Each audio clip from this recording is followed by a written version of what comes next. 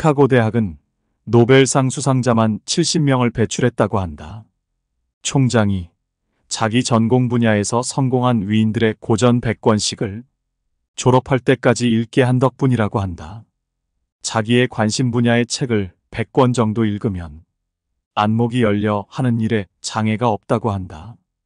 혹은 좋아하는 책을 100번 읽는 것도 좋은 방법이라고 생각한다. 슬로우 리딩, 한 권의 책을 숙독하며 여러 번 읽는 방식이다. 예전 서당에서 사서삼경 등을 여러 번 반복적으로 읽어 외우게 가르쳤던 방식이다. 이런 방식의 책 읽기로 유명한 이가 중국 후한 시대의 동우라는 학자다. 그의 밑에서 가르침을 받으려는 사람이 많이 오자 그는 굳이 자기한테 배우러 오지 않더라도 스스로 어떤 책이든 100번만 읽으면 저절로 그 뜻이 드러난다는 독서백편 의자현이라는 유명한 말을 남겼다. 우리나라 조선시대에는 그보다 더한 분이 있었다. 조선시대 시인으로 유명했던 백곡 김득신이라는 분이다.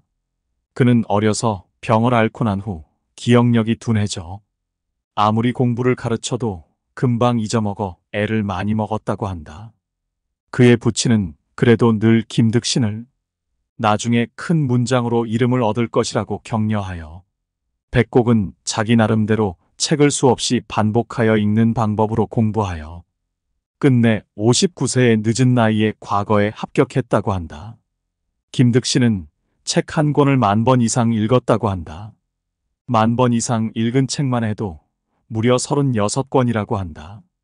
자기의 모자라는 능력을 보완하기 위해 책을 읽고 또 읽어 10,000번 이상 읽었다니 정말 대단한 분이 아니었나 싶다. 그 정도 읽으면 책 내용의 의미가 온전히 다 알아지는 건 물론 사물의 이치까지 훤히 통달하게 되지 않았나 싶다.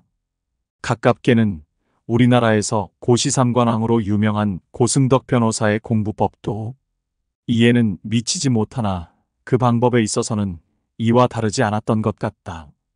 그는 늘 어떤 책을 가지고 공부할 때 10회독을 했다고 한다. 10회독을 하면 아무리 어려운 책이라도 거의 다 내용이 파악되었다고 한다. 슬로우 리딩 방식을 실제 학교 교육에서 적용하여 좋은 결과를 얻은 사례도 있다.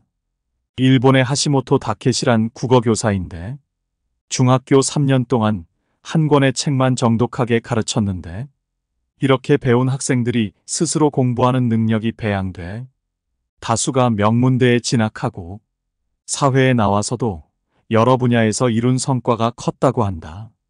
서구의 학자들도 슬로우 리딩을 하면 집중력을 향상시키고 스트레스를 줄여주며 사고력과 상대의 말을 경청하고 공감하는 능력을 길러준다는 연구 결과를 발표하기도 했다.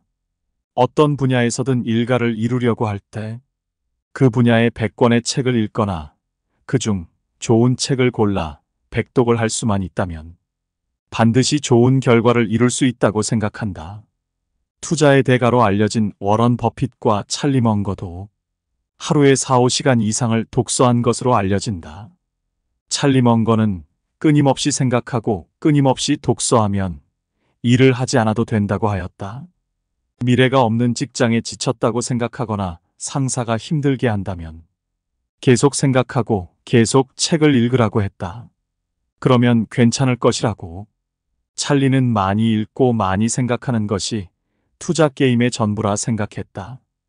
찰리는 하루에 많으면 600페이지 정도를 읽었다고 한다.